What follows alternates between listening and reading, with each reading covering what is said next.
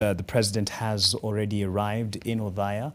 He went there by air and is at the Othaya Boys and will be at the approved grounds to receive the body of Mwai Kibaki and get the program started proper in terms of the prayers that will be held, of course, led by the Catholic Church and Archdiocese, that being the faith of the late President Mwai Kibaki, and obviously the wish of the family. And part of the program will include tributes that will be given, but this is after the service that will be, the funeral mass that will be carried out. There will be the eulogy and then tributes and exit procession. It's a bit chaotic. No wonder we kind of lost you there for a few seconds, Melita and Frida Mwaka.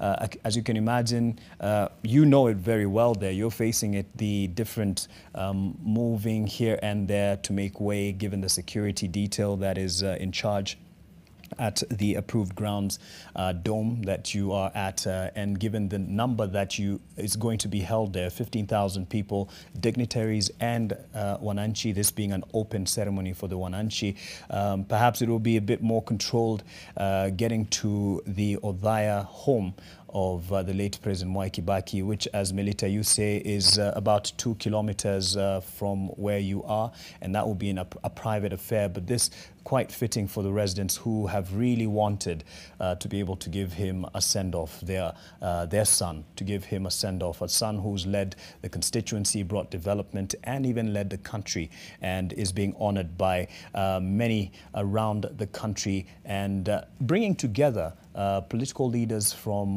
whatever side.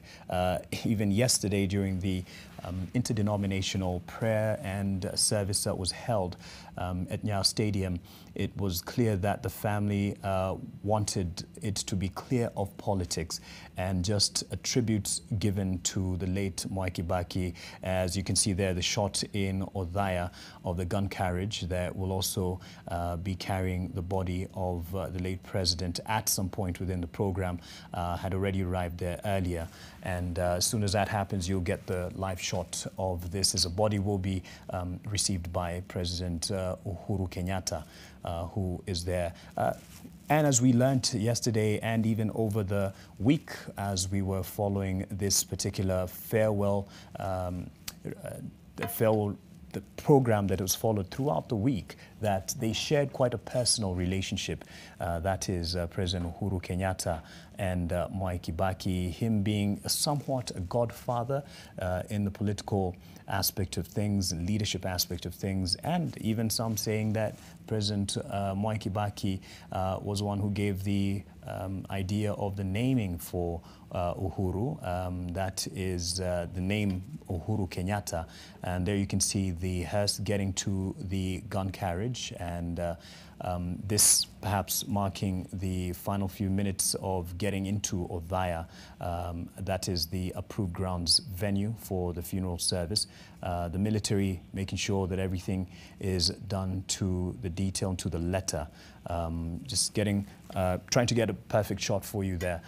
There you go, the casket draped in the Kenyan flag, and a salute there. Not the final, many salutes have been given, but this being the symbolic final salute for the former chief, and that is Commander-in-Chief of the Defense Forces. And under his leadership, Kenya did go to protect the integrity of the land and the security of the land with boots setting ground in Somalia, with the Linda Inchi operation that the Commander-in-Chief then, that is Mwai Kibaki, gave the nod for. And him being the only president actually during his tenure that Kenya went to war, so to speak.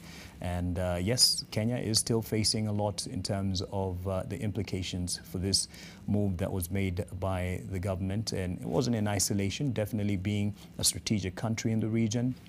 a lot of partnerships with the international community in the fight against terrorism, the Al-Shabaab terrorist group to be precise.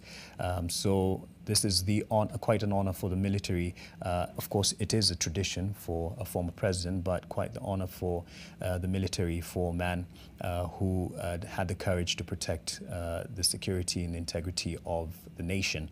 And as you can see, we're just about to have the body moved to the gun carrier and carriage, and this has been the process so far since you know, the public viewing ceremony, and people who aren't able to get to Othaya for this particular ceremony had the opportunity to for the public viewing of the body of President Mwai Kibaki. And as we can follow through this, yes, the thoughts that, let me engage the people that I have here in studio. They've been gracious enough to be with me for close to 5 hours so far today. This, of course, is a moment that not just set out for the people who knew Kibaki personally, the people who were of his age group. It is for everyone, for the young and even children. We've seen the children along the way as they've turned up with their family members. And as we were saying earlier, this is history in the making, and quite a significant day for whether you're looking at it as a child, as a youthful person. Quite a significant day for this to be marked in the history books of Kenya. I'll start with you, Amina. As you take a breather, Stephen, you could perhaps give your sentiments as you follow this. This is something that your child will probably ask: who was President Mwai Kibaki? What did he mean to you? And not getting you out of the market, but your child, when that will happen, or your grandchild, you will have quite a lot to say, being someone who's now dabbling in the manufacturing world. Absolutely, and one thing that we can credit the former president for is being very intentional about the growth of the private sector. And part of it was having policies that lowered the taxation, lowered the taxes, which sort of enabled a lot of people, especially at SME level, to start things like agro-processing. Yep. We saw a lot of people trying to set up shops, and it's the same time that we actually saw a lot of tech startups emerging.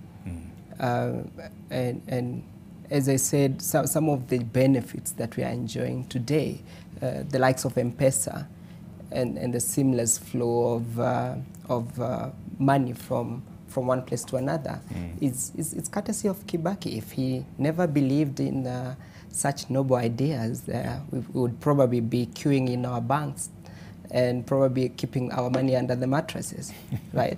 So those are important parts of history that I believe the former president did a lot of justice to that aspect. And more in a bigger way, he was keen on the East African community, opening up Kenya to the regional market.